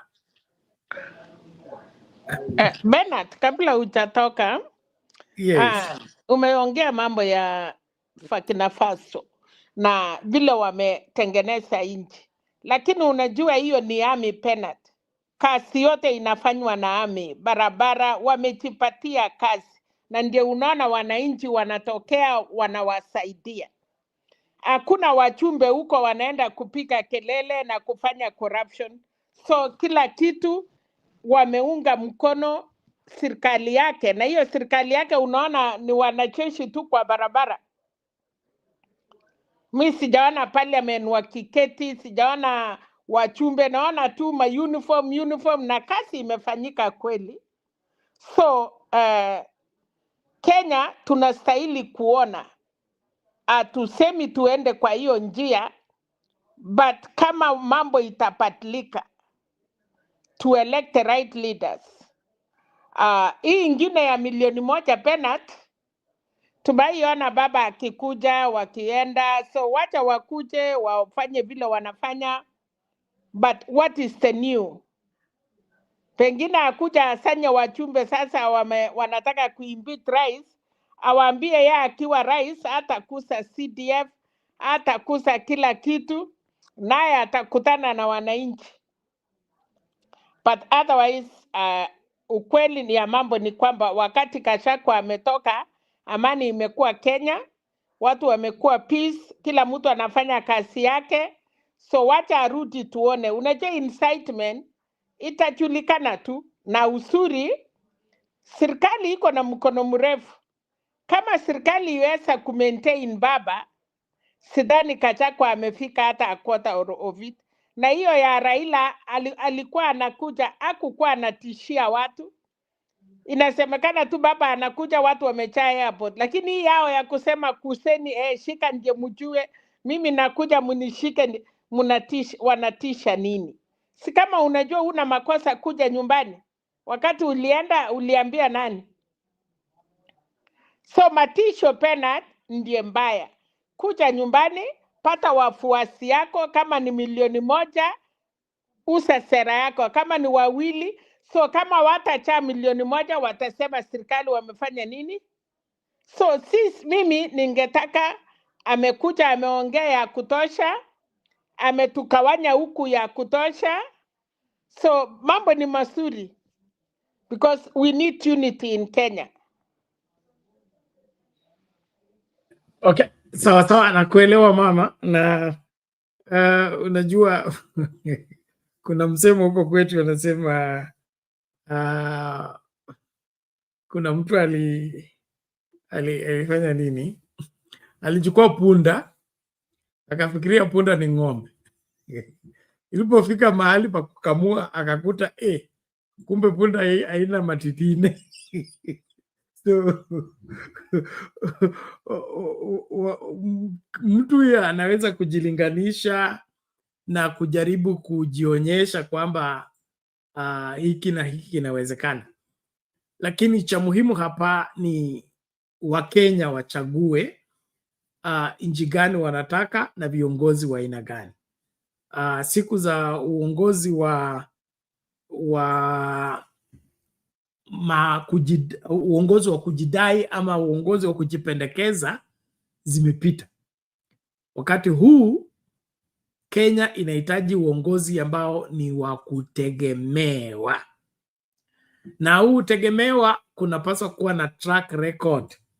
Tangu ukuwe kiongozi, uwe mbunge, uwe senator, uwe governor, uwe MCA, ulifanya nini? Ni kipi ambacho tunaweza kusema hiki kinatokana na wewe?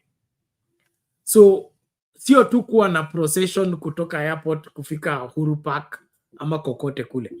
Na kama ningekuwa na nafasi ya kushauri serikali, waache Gachagua akuje tu, hata kama wanataka kumshika wasimkamatie airport, akuje afike. Kama anataka kudance kwa gari ya dance, afike Uhuru Park, akishachoka aende kwake.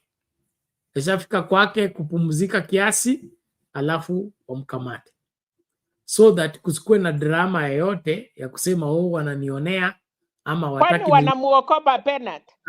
Sio kumuogopa. No, hakuna member of hakuna opposition leader amai kuja smooth Kenya.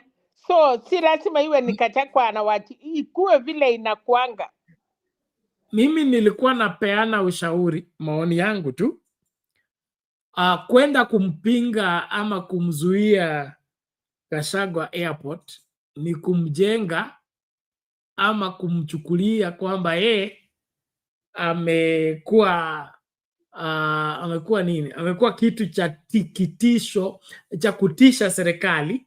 Okay? Amekuwa tisho kwa serikali mpaka serikali haiwezi kuvumilia. Kile ninachosema ni ili kuzuia rapsha. Na saa hii kwanza hapa Kenya tuko na wageni wengi kwa sababu ya mpira ambao unaendelea, ambao Harambee Star inashine. Kuleta siasa ingine ya kwenda kufukuzana, eti mnapinga mtu kuingia ama kupinga mtu kupita kwa barabara. I don't think that's wise. Gachagua anarudi nyumbani, apiti akienda Tanzania, apiti akienda Uganda, anarudi nyumbani. So wacha arudi nyumbani, alafu twende kumkamata kama kuna kesi ama kuna makosa amefanya. Lakini kwenda kumpatia ile ile welcome home, okay, ile ilikuwa ya baba, kumzuia akipita pipeline azuiwe, akipita hivi Mombasa Road azuiwe, Jogoo Road azuiwe, and employ the government to invest a lot of energy into it. At the end of the day, what has been gained by the government, what has been gained by the nation, other than shooting unnecessary wherever innocent people and causing mayhem here and there. So in my opinion, na mtasema labda kwa sababu mimi ni mchungaji, in my opinion, let the guy come home. Akishafika nyumbani, kama kuna kesi ya kujibu, akamatwe. Kwa nini? Gachagua ni Mkenya. Pili, Gachagua alikuwa Deputy President. So Gachagua is not a terrorist. Ati akifika hivi akamatwe mara moja, akiingia kwa watu atawalipua ama atafanya nini? I don't think there's an emergency of arresting Gachagua. So to let the matter to be settled properly, tuache kuonyesha ubabe ati ye hayuko juu ya sheria. Lazima aonyeshwe kwamba kuna serikali, lazima tumfunze kwamba kuna serikali. Hiyo masuala ya ubabe sioni ikisaidia. Cha muhimu hapa ni kutumia hekima, na hekima ni hata ndege ukitega kwa mami, ukitaka kushika kuku, au anzangi ku announce kwamba kuku leo naenda kuja hivi kukuchinja, unabembeleza, unatupa mahindi 2, 3, 4 ingie kwa nyumba. Isha ingia kwa nyumba ndio unainasa.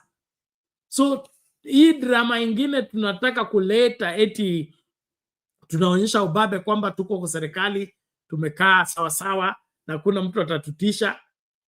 Wakati unaanza kurespond kwa ile ambayo anasema, nishaanza kukutisha.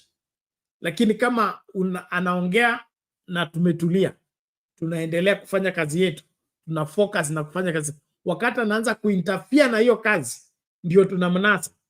That to me is more sensible and more mature, other than this funny exchanges. Malala na Gachagua tofauti yao ni sawa, okay? Malala kazi yake ni Kurani mdomo na kusema hiki na kile ambacho anafikiria. Kwangu mimi, nobody should take Malala serious, nobody should take and I don't think kutakuwa na watu nini wa kujitolea. Not everybody can be Raila Odinga. Well, naomba hivi mkiniruhusu mimi ning'atuke, lakini Shadiza atakuja kutamatisha kipindi. Pia naomba tu tafadhali tusilegee katika kusupport channel. Tunategemea msaada wenu kuendeleza kipindi hiki na vipindi vingine ambavyo vinatokana na kukujulisha, kukuelimisha na kupatia nafasi ya kusema yale yanayoendelea katika mawazo yako na kwa maoni yako. So Wakenya, wakati ni huu kusimama na kutetea haki ya nchi yetu. Usinaswe katika mambo ambayo hayafai. Simamia haki na utapona. Asante sana. Let me take off. I will see you when you see me. Thank you. Okay, good night, Bernard.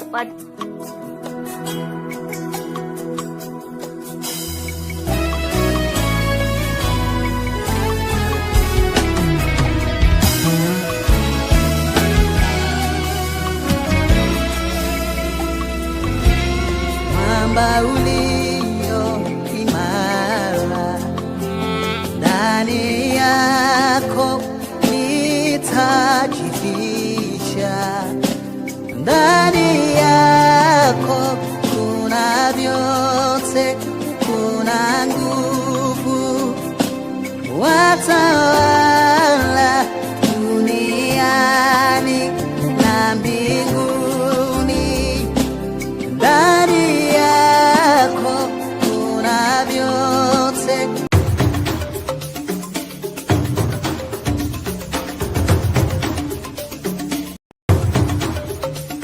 Tunaingia vijijini, mijini na hata jijini kukuletea taarifa mchana kutwa. Usiku tunaketi kitako, tunadadavua tukichanganua taarifa na makala muhimu yanayokuhusu wewe na familia yako. Ungana na Bernard Ngozi kwenye Open Forum Political Show kuanzia saa 4 usiku hadi dakika zake kila siku ya wiki kwenye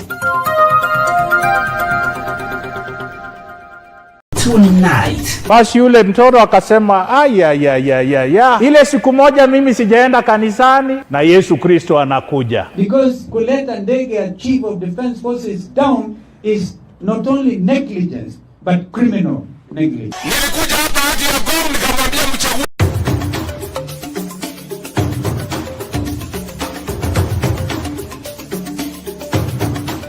You are watching Sound Candy Talk live.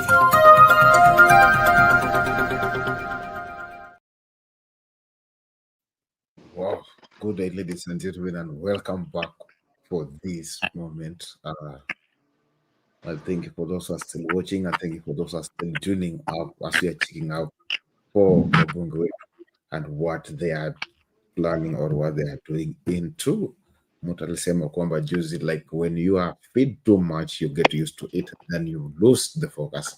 Then one day when you lose the focus, the one or your enemy strikes and makes you to look like an idiot or makes you to look like you didn't knew that was coming. So we still check out the controversy between the politicians and with the leaders who were accused for the story about the money scandal, whereby that they must be bribed so that they can do or surpass anything, while they stand there as family saying that they don't do that. So we're still listening to the conversation, we're still listening to the conversation behind the scenes, despite of the long day and all time. I want also to continue listening to you, even we winding up the segment because we still have few hours just to wind up. I will listen, sweet listen even to Mama and other people. I want you just tell me. Bernard has also already asked many questions earlier, and wanting to know what is your opinion about that. What is do you think the government is doing? But I want you to help me to understand.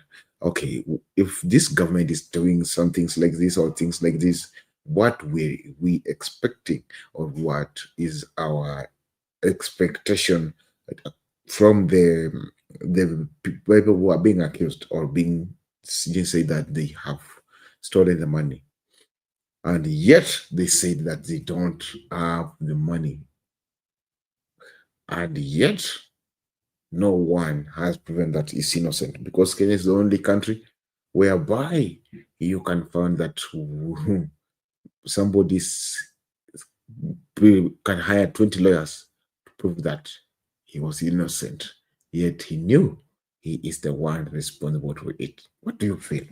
Do you feel some people run from the responsibility and make it look like the responsibilities, they are too high or they are too low?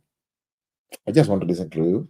I want to share the views from you, the links from the comment section to join up the studio so that we can have the conversation together as we're moving on. What do you feel? What do you feel of what is in your mind? I just want you to come. Let us have the conversation. Let us have the talk. Let us have the lineup today as we are adding up the segment in a very amazing, strong way. Because now the government speaks this, or the government set up everything on a different platform or a different manner, and then also they said the things on manner. Because one thing I know that the MPs, the member of parliament, they have their freedom to amend the laws, but the center also have the freedom to check into the laws and also agree to them, and then later they are being passed out. So if the process that is not followed up, what do you feel or what do you expect? We expect that the maximum cooperation should be there. Naomba munielezee na msije kufahamu, manake Kenya yetu penye naenda inaonekana kwamba tunaenda mahali ambapo kidogo tusipoangalia ama tusipokuwa makini tutajikuta tunaingia mashakani. Na kuna kitu mbaya kama kuingia mashakani, manake kutoka mashakani ni ngumu. Nataka nyinyi mniambie mnahisi vipi, ama mnaona tufanye vipi, ama maoni yenu kulingana na mtazamo huu, nami kulingana vile serikali inabadilisha hayo maneno na Ruto kuyakinza na kuiunga mkono upande mwingine. Wakati ule walisema kwamba watuletewa milioni mbili ili wapitishe finance bill. Baadaye ikakuja kujulikana kwa wananchi wakateta, wakazua kidogo, wakaleta zile mashida zao kama kawaida kuhakikisha kwamba hatutaki hiyo swala lifanyike. Lakini walingana wakapitisha, baadaye wananchi wakaandamana mpaka hiyo bill ikashukishwa chini. Baadaye kidogo tukakaa kidogo ndio sasa tunaona tunasema kwamba ati wanabunge kabla wafanye kitu huwa lazima wapewe kitu. Ndio maswala ambayo tulijiuliza leo. Mbona wametoka wakajitetea kusema kwamba hiyo ni mambo ya rais tunayoekelea hawako tofauti. So kwa hivyo kwa hawa wawili, nani anasema ukweli, nani anasema huyu alinisaliti, ama nani anasema huyu alifanya hivi na huyu anasema kwamba nina ushahidi kwamba huyu anadanganya? Naomba mzidi kutuambia, naomba pia kama wewe ni mheshimiwa njoo tuambie wewe unahisi vipi, lipi ni kweli na lipi ni ile ya uongo. Maana sasa jana pia kuna kwa zile shamra zote za hizi vurugu kuweza kujipika na kudini na kuiva zimekuwa za kushtukiza sana. Manake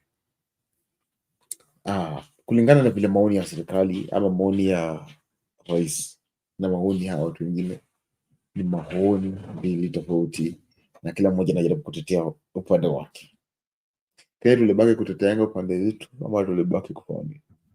Na niambie maoni yako hapo chini tukitamatisha, maana tumebakisha dakika chache.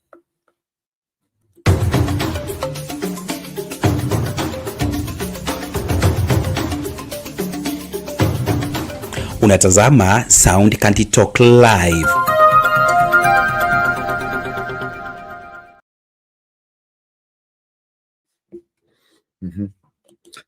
Njoni tusemezane, tuambiane, njoni tuzungumze pamoja tukimalizia nguvu ama tukitamatisha nguvu. Manake maswala ni mengi, mambo ndio machache, ama muda ndio machache, mambo ni mengi ya kushughulikia. Muda tu ndio mchache, lakini tutazidi kujituma ili tuhakikishe kwamba muda wetu tunashughulikia vizuri kabisa, ama tunaangazia vizuri ili kuhakikisha kila kitu kinaenda sawa sawa ama kinaenda sambamba. Tutacheza tu video moja hapa kidogo kwa ufupi tu, hata taswira ya mambo mengine ambayo mambo kusikia maoni ya watu wengine pia nao yanasema vipi kulingana na maswali haya pia.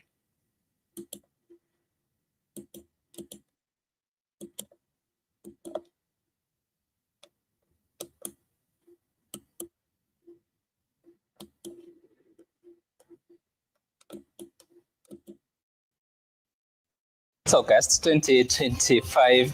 Well, the last time I was here was in July. My name is Sam Gituku, sitting in for Yvonne Okora, and tonight on the Citizen Explainer, we're speaking to former Cabinet Secretary Moses Kuria, who is here to talk to us about his opinion on several matters affecting the nation. You've seen the developments that have been in the country over the last few days and weeks. We'll be talking about that. You can send in your questions and concerns at Citizen TV, Kenya at Sam Gituku. The hashtag to use is Citizen Explainer.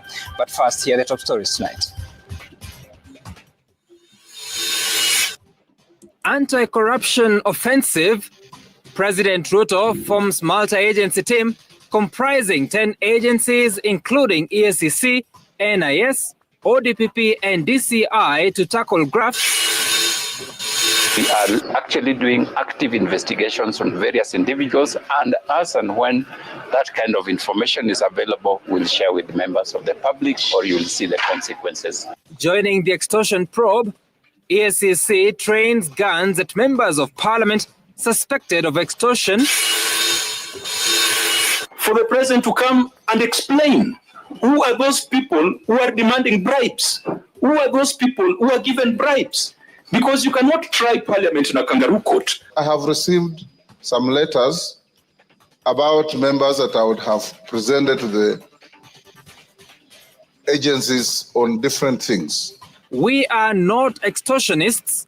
Members of parliament fight back extortion claims as Speaker Wetangula admits receiving complaints about some MPs.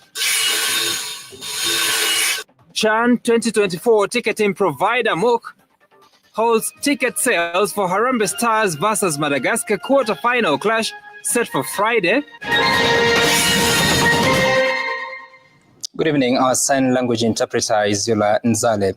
Tonight, President William Ruto has established an 11-member multi-agency team to coordinate the war against corruption. The president says the move is part of reinforcing the war against corruption as a whole-of-government initiative.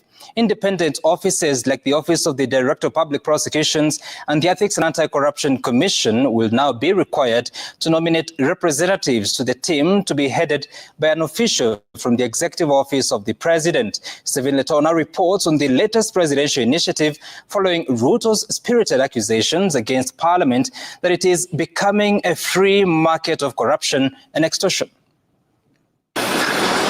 Within just 5 days, President Ruto has made his disquiet over parliamentary corruption clear. During a plenary on the implementation of the 10-point agenda, he singled out Senate and National Assembly committees for soliciting bribes, warning that some members could face prosecution. We are not going to shame them. We are going to arrest them. Yes. Where does somebody find 150 million? Where? On Tuesday afternoon, in what appears to be an intensified crusade against graft, the head of state who had jetted to Japan outlined a series of measures to slay the corruption dragon and strengthen government integrity. The president seemingly taking powers away from the Ethics and Anti-Corruption Commission, redistributing them to a multi-agency team through a presidential proclamation. The proclamation reads that by the authority vested in me by the Constitution, do hereby proclaim that a multi-agency team on war against corruption is hereby established within the strategic objective of creating synergy and interagency cooperation in the fight against corruption, economic crimes, and related offenses. End quote. The multi-agency team that will be chaired by the Executive Office of the President and Secretariat headed by the Office of the Attorney General brings together the National Intelligence Service NIS, the Ethics and Anti-Corruption Commission EACC, the Office of the Director of Public Prosecutions ODPP, the Directorate of Criminal Investigations DCI, the Financial Reporting Center, the Asset Recovery Agency, the Kenya Revenue Authority KRA, the Central Bank of Kenya CBK, and the Public Procurement Regulatory Authority PPRA. The proclamation further noted that the multi-agency team may co-opt additional representation from other designated agencies to enhance its objectives. The multi-agency team has been tasked to coordinate and engage other relevant agencies, organs of government and the private sector to enhance the effectiveness of the anti-graft campaign. President William Ruto's remarks have rubbed MPs the wrong way and drawn mixed reactions from members of the public. Stephen Letos, Citizen TV. At the same time, the Ethics and Anti-Corruption Commission, EACC, has launched investigations into members of parliament accused of demanding bribes. This comes after President William Ruto warned that lawmakers have turned parliament into a marketplace for extortion. EACC chairperson Dr. David Oginde says the commission is already tracking several legislators implicated, warning that no one will be spared once evidence is gathered. Willie Lusige has more. Bribery allegations in the August House have now caught the eye of the Ethics and Anti-Corruption Commission, days after President William Ruto accused lawmakers of turning Parliament into a den of extortion. Chapter 6 of the Constitution. EACC has confirmed it is pursuing active investigations, promising to hold every implicated member accountable. We are actually doing active investigations on various individuals, and as and when that kind of information is available, we'll share with members of the public, or you'll see the consequences in the various levels of the legal system. The probe covers allegations ranging from bribery and influencing legislation to inflated allowances, misuse of constituency development funds, and claims that senior officials are being forced to pay protection fees. Misuse of CDF, constituency development funds, inflated allowances,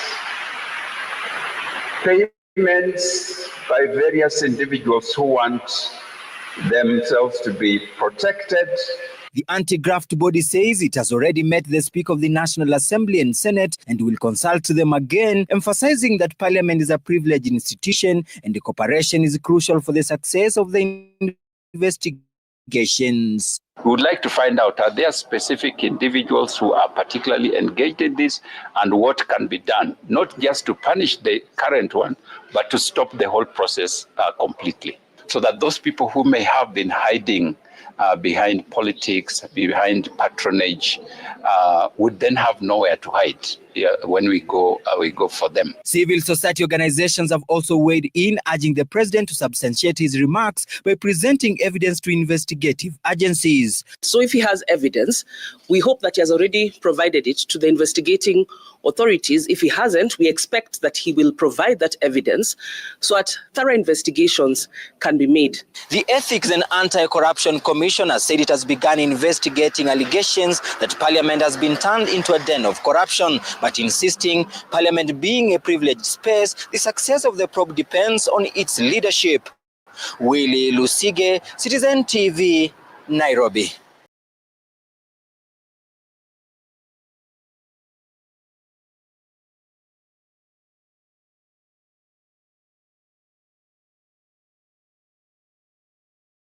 The MPs who held a session in the National Assembly to discuss the president's sentiments say it will not be business as usual going forward.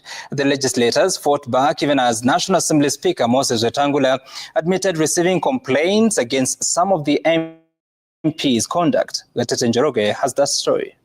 The fact that we kept quiet. The House business in the National Assembly was suspended as charged members of Parliament took a united front and mounted a beeline attack on President William Ruto, who for 2 occasions has trained his guns on MPs he claims are extorting county and national government officials. Who gave the alleged inducement?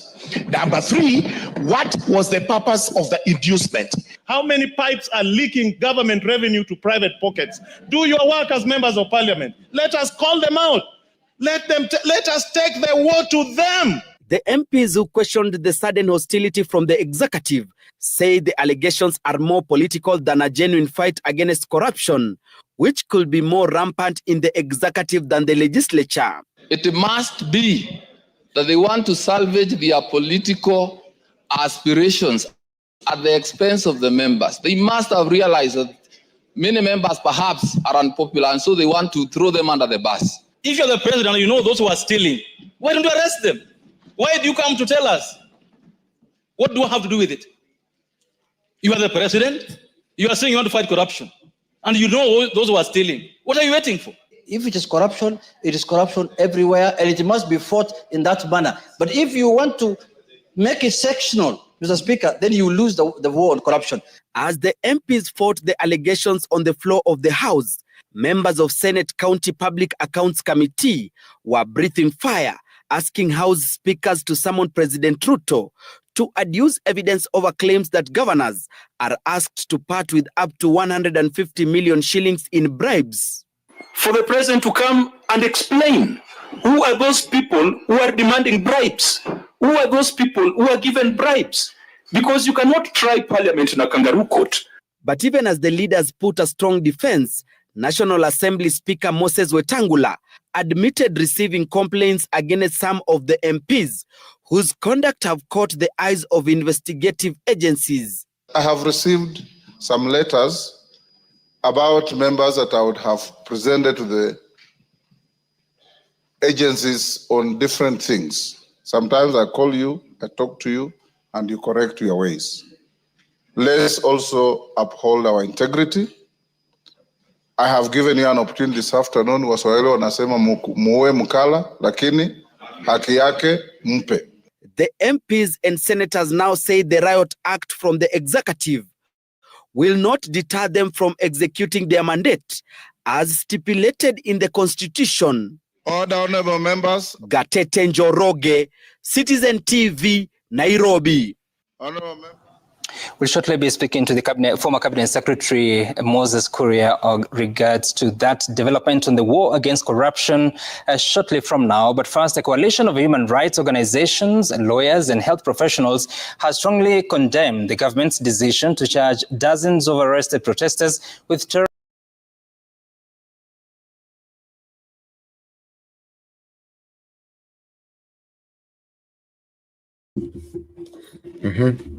hivyo mambo hivyo, na ndivyo mambo imechemuka, na ndivyo nadhani mambo imekuwa tumeona yote, tumeweza kuyafahamu. Sina la ziada, lakini mnaomba tu mniruhusu mimi kungashia hapo. Tupatane kesho kwa mambo sawa, masuala zaidi na mjadala zaidi, tuweze kuzidi kuzungumza na tuweze kuzidi.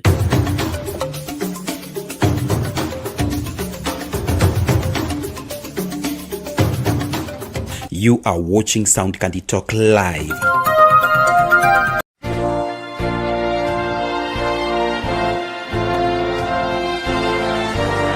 Marriage is one of life's most monumental decisions. It's not just about the wedding day or the ring. It's about committing your heart, mind, and soul to a lifelong partnership.